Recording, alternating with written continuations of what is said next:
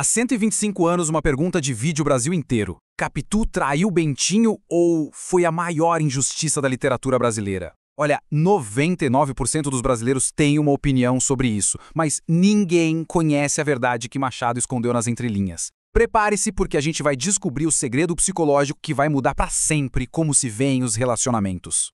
Pois é, essa é a pergunta. O grande debate nacional que sai dos livros e vai parar na mesa do bar. É quase um fla-flu literário, né?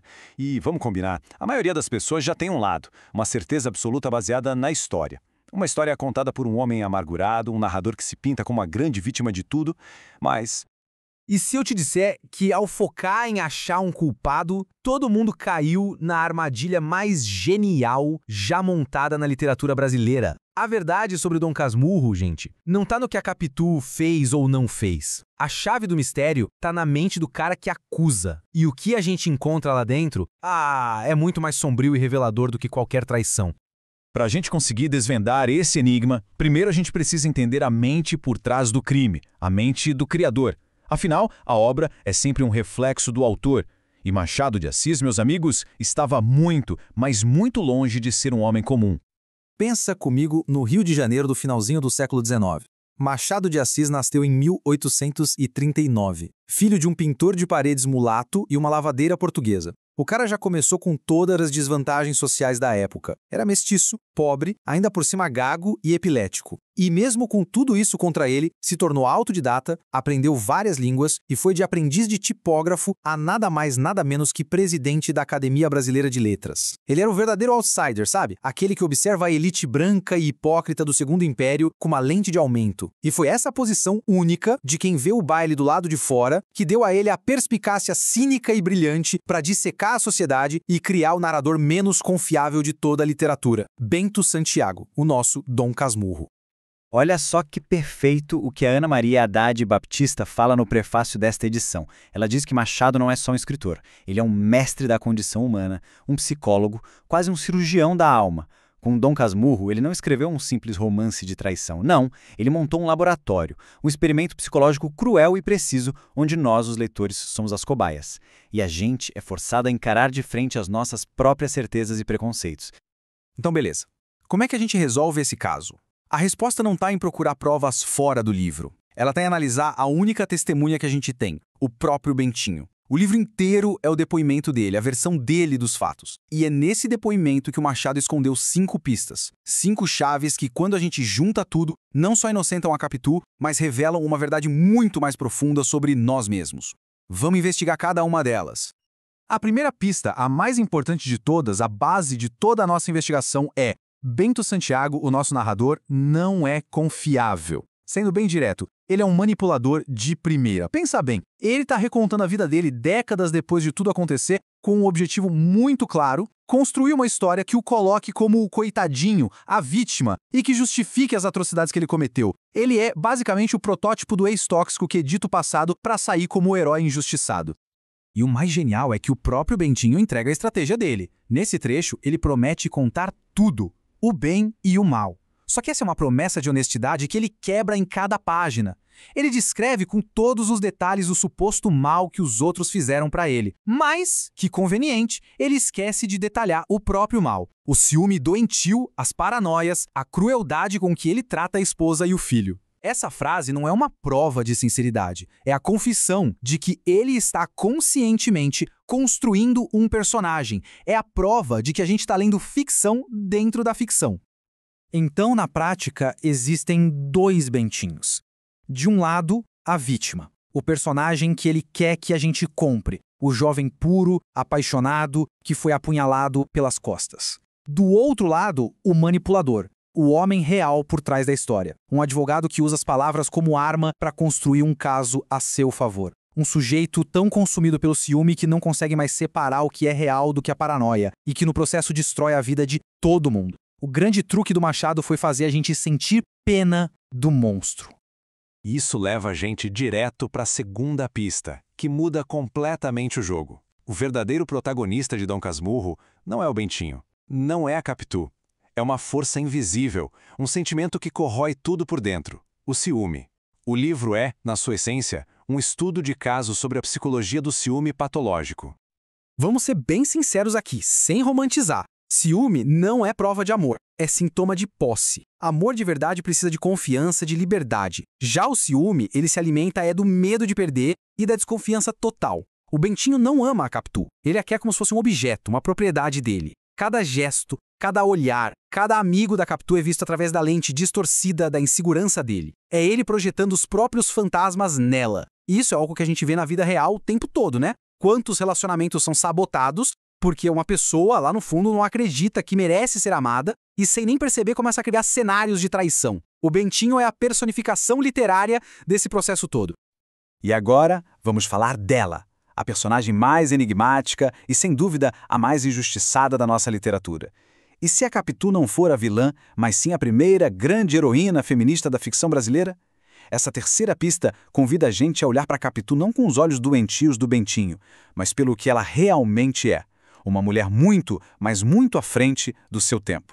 Essa frase, dita pelo agregado José Dias, virou a prova definitiva da culpa da Capitu. Por mais de um século, os famosos olhos de ressaca, de cigana oblíqua e dissimulada, foram usados para carimbar nela a imagem da traidora. Essa descrição virou a sentença dela. Mas e se a gente olhar de novo, com outros olhos? O que a sociedade patriarcal de 1899, representada ali pelo José Dias e totalmente absorvida pelo Bentinho, via como dissimulação, era na verdade inteligência, era poder. A Capitu era uma mulher que pensava por si mesma, que tinha iniciativa, que usava sua inteligência para sobreviver no mundo feito por e para homens. Os olhos dela não eram de culpa, eram de uma mulher que observava o mundo, que não baixava a cabeça. Ela era perigosa justamente por ser livre. O Bentinho não queria uma parceira igual a ele. Ele queria uma mulher submissa. E a inteligência dela era uma ameaça direta a ele. E esse ponto se conecta perfeitamente com a nossa quarta pista. Dom Casmurro é muito mais do que um drama de casal. É uma denúncia, uma crítica devastadora do machismo e da estrutura patriarcal brasileira.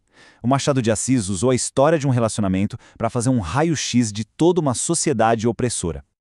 O Bentinho é a personificação do patriarcado. Ele é inseguro e por isso precisa controlar.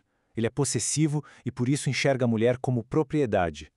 E o mais importante, ele é incapaz de lidar com uma mulher forte e independente como a Capitu. E já que ele não consegue controlá-la, o que ele faz? Ele a destrói. Ele a apaga da história, condenando ela ao exílio e à morte social. E para garantir que a versão dele seja a única que sobrevive, ele escreve um livro. É o feminicídio simbólico perfeito. Ele mata a reputação e a memória dela para sempre, garantindo que só a voz dele seja ouvida. A última pista é talvez a mais desconfortável e genial de todas. Depois de fazer a gente julgar o Bentinho, julgar a Capitu, o Machado vira um espelho na nossa cara. A grande questão do livro deixa de ser sobre eles e passa a ser sobre nós. Até que ponto cada um de nós é um pouco Dom Casmurro? Essa citação é a chave de tudo. Somando as nossas ilusões, os nossos temores. É exatamente isso que o Bentinho faz quando escreve o livro, e é o que todos nós fazemos em algum grau. A gente constrói narrativas sobre a nossa vida baseadas em percepções, medos, inseguranças. Quantas vezes a gente não reconta uma história na nossa própria cabeça para se encaixar no papel de herói ou de vítima? O Machado, ao deixar o final em aberto, não quer dar uma resposta. Ele quer que a gente se questione sobre a nossa própria tendência de julgar e criar verdades que são mais convenientes para a gente.